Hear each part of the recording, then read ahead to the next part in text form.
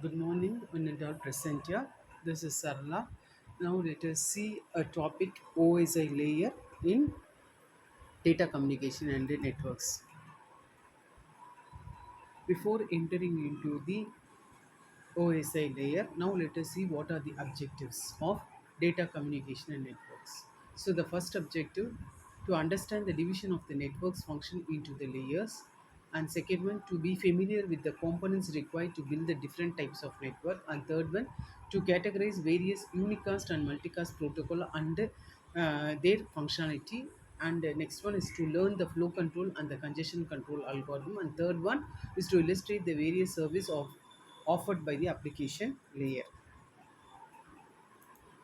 And after completing the unit 5 of data communication networks, the outcomes of the student, the students will be able to identify the components required to build the different types of network, choose the required functionality at each layer for the given application, and third one to identify the solution for each functionality at each layer, and fourth one trace the flow of the information from one node to another node in the network, and fifth one to understand and differentiate the various unicast and multicast protocol, and sixth one to code the various utilities of the application layer and identify their function.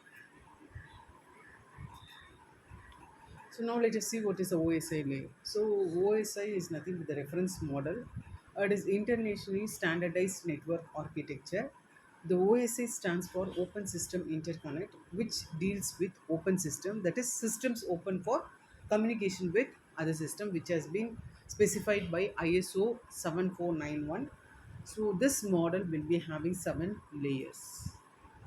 Now let us see what are the 7 layers. So it can be given indicated as please do not touch a keyword. Like a keyword, it can be needed to memorize. So like a please do not touch a Stephen's spit alligator.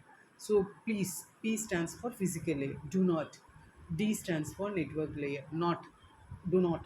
That is N stands for network layer. Touch. T stands for transport layer. Please do not touch Stephens. Stephens, yes, stands for session layer. PET. P stands for presentation layer, and alligator. A stands for application layer. So this is the easiest way to understand the layers. So at any cost, you are not supposed to jumble the layers and write. So the 7 layers. First layer is called as a physical layer. Second layer data link layer. Third one network layer. Fourth one transport layer. Fifth one session layer, and sixth one application layer, and seventh one is the last layer is the application layer. Now let us see what are the function of the physical layer.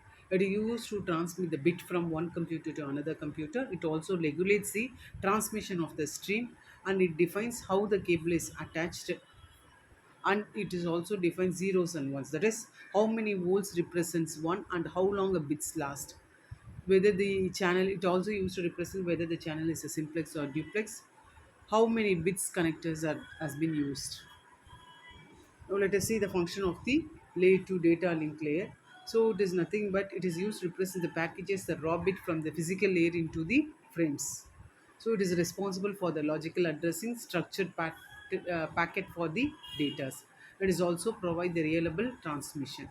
It is also responsible to retransmit the frame for which the acknowledgement has not received.